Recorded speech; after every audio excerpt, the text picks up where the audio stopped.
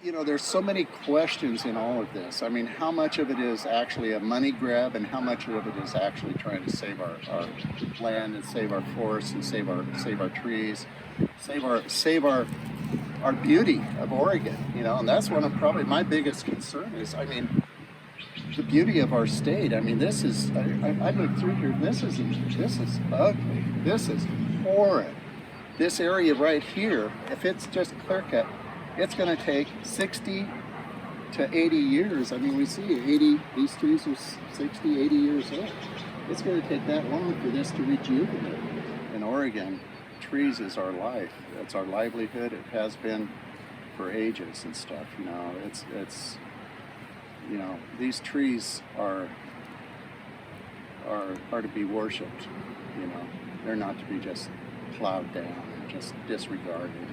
I think we counted this one, there was like 70 some rings or so. So these trees are around 80 years old, I think, in this grove. I'm just guessing from one tree.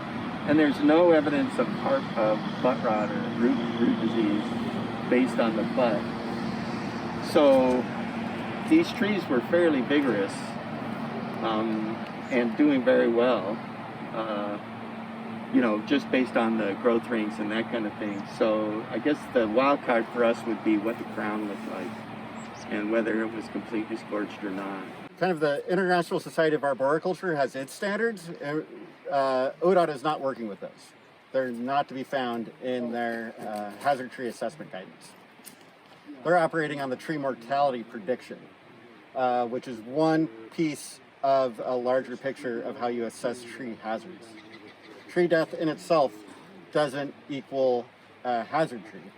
Like a lot of dead trees are great habitat and also help, their roots are helping stabilize soil. There's value to dead trees as long as they're not at risk to harming people.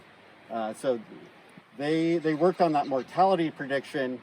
Tom Ford, when he was working on that, was hoping to get it vetted and refined to use it to get the trees that are most likely to become high risk within the next 3 to 5 years. That refinement never happened, and as a result, we're getting just a class of trees in that 50% probability of failure category, and they're all being removed. By definition, that means half of those trees, if the modeling is accurate, would live. Like, those are the trees that the community was relying on to recover their roadside forests. And when they see those trees that have a chance of living being removed, it's I think everyone would agree that that's a little heartbreaking after what you just saw come through your community, and you're losing your home, you lost trees on your property, and now you're seeing trees cut for just a really preemptive hypothetical risk.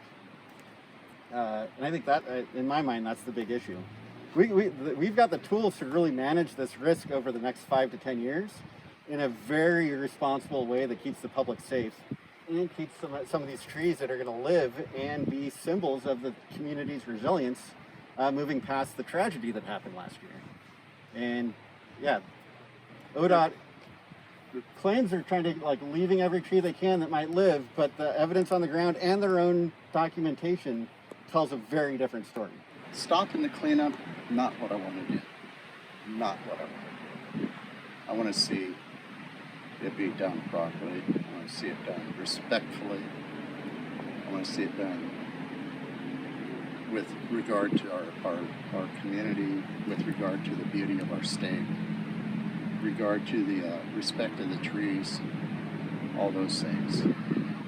It isn't about stopping the cleanup. Yeah, like as I peel this up, it's white, and if you get the light right, you might see some sheen because it's moist. And like the cambium is just a very thin layer of live cells. Like you can just slice off, like it's almost translucent. And that's where the magic happens. It's in undifferentiated cells. They're basically stem cells that are dividing in the tree. You can see the fire damage was really superficial on this trunk.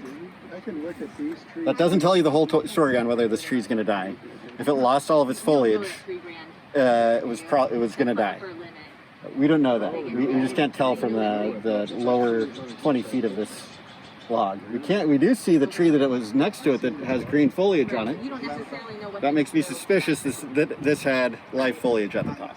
If you look closely here, you can see how thin the char is just on the surface here. So the question would be how much heat actually got into the tree from this char, how long the residency of the fire was on the bowl, that kind of thing.